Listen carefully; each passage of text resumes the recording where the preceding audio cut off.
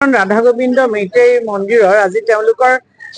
যি তোৰণ সেই তোৰণ মুকলি হ'ল আৰু সেই তোৰণ মুকলি অনুষ্ঠানত মই অংশগ্ৰহণ কৰিলো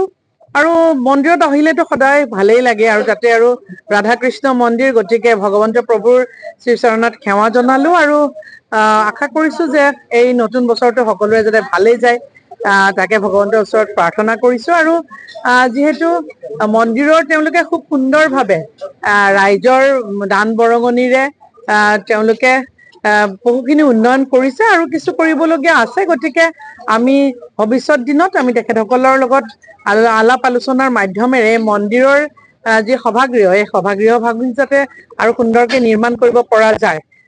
তাকেই তেখেতসকলেও বিচাৰিছে গতিকে আমিও আশা কৰিছো যাতে সুন্দৰভাৱে এই মন্দিৰ ভাগি আৰু উন্নত মানত যাতে নিৰ্মাণ কৰিব পৰা যায় চাওক আমাৰ শ্ৰদ্ধাৰ মুখ্যমন্ত্ৰী ডক্টৰ হিমন্ত বিশ্ব শৰ্মা ডাঙৰীয়া এজন বিচক্ষণ ৰাজনীতিবিদ আৰু তেখেতে সদায় এনেধৰণৰ কাম কৰি আহিছে যে কেতিয়াও কোনেও ভাবিব নোৱাৰে ইতিমধ্যে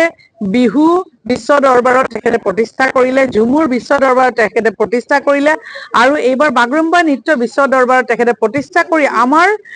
অসমৰ যি কৃষ্টি সংস্কৃতি এই সকলোখিনি বিশ্ব দৰবাৰত প্ৰতিষ্ঠা কৰাৰ যি পদক্ষেপ তেখেতে গ্ৰহণ কৰিছে আৰু সকলোতকৈ ভাল লগা কথা যে প্ৰতিটো অনুষ্ঠানতে আমাৰ শ্ৰদ্ধাৰ প্ৰধানমন্ত্ৰী নৰেন্দ্ৰ মোদী ডাঙৰীয়া উপস্থিত আছিল আৰু কাইলৈও তেখেত উপস্থিত থাকিব গতিকে মই ভাবো যে প্ৰতিগৰাকী অসমবাসীৰ বাবে এইটো এটা খুব গৌৰৱৰ কথা আৰু এটা খুব ভাল লগা কথা আমাৰ ভাতৃত্ববোধৰ চানেকি খুব সুন্দৰভাৱে ইয়াত প্ৰতিস্ফুট হৈছে গতিকে খুব ভাল লগা কথা আৰু আমি আদৰণি জনাইছো প্ৰধানমন্ত্ৰী মহোদয় আজি ৰাধা গোবিন্দ মেইতেই মন্দিৰ আমাৰ মূল গেটৰ উদ্বোধনী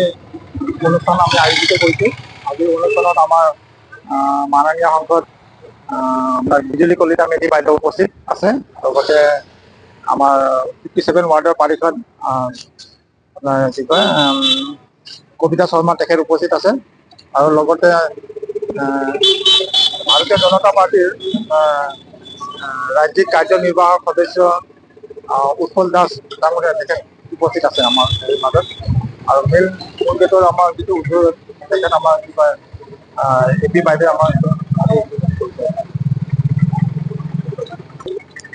উদ্বোধন আজি 16 আপোনাৰ জানুৱাৰী 2026 আজি উদ্বোধন আছে আজি আপোনাৰ কি কয় মাননীয় সাংসদ বিজুলী কলিতা মেধি বাইদেৱে আজি উদ্বোধন কৰিব